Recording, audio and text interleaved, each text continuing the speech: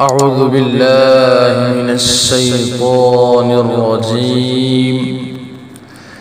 إن الذين يكفرون بآيات الله ويقتلون النبيين بغير حق ويقتلون الذين يأمرون بالقسط من الناس وبشرهم بعذاب أليم. أولئك الذين حبطت أعمالهم في الدنيا والآخرة وما لهم من ناصرين. ألم تر إلى الذين أوتوا نصيبا من الكتاب يدعون إلى كتاب الله ليحكم بينهم ثم يتولى فريق منهم وهم معرضون. ذلك بأنهم قالوا لن تمسنا النار إلا أياما معدودات وغرهم في دينهم ما كانوا يفترون. فكيف إذا جمعناهم ليوم لا ريب فيه ووفيت كل نفس ما كسبت وهم لا يظلمون.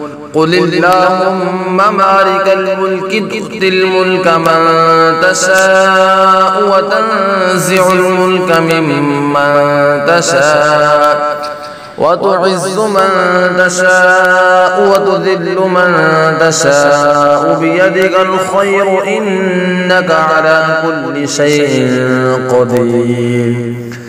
تولج الليل في النهار وتولج النهار في الليل وتخرج الحي من الميت وتخرج الميت من الحي وترزق من تشاء بغير حساب. لا يتخذ المؤمنون الكافرين أولياء من دون المؤمنين ومن يفعل ذلك فليس من الله في شيء إلا أن تتقوا منهم تقاه ويحذركم الله نفسه وإلى الله المصير.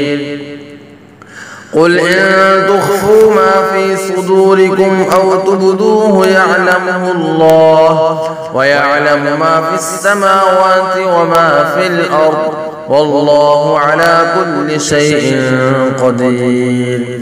يوم تجد كل نفس ما عملت من خير محضرا وما عملت من سوء تود لو أن بينها وبينه أمدا بعيدا ويحذركم الله نفسه والله رؤوف بالعباد.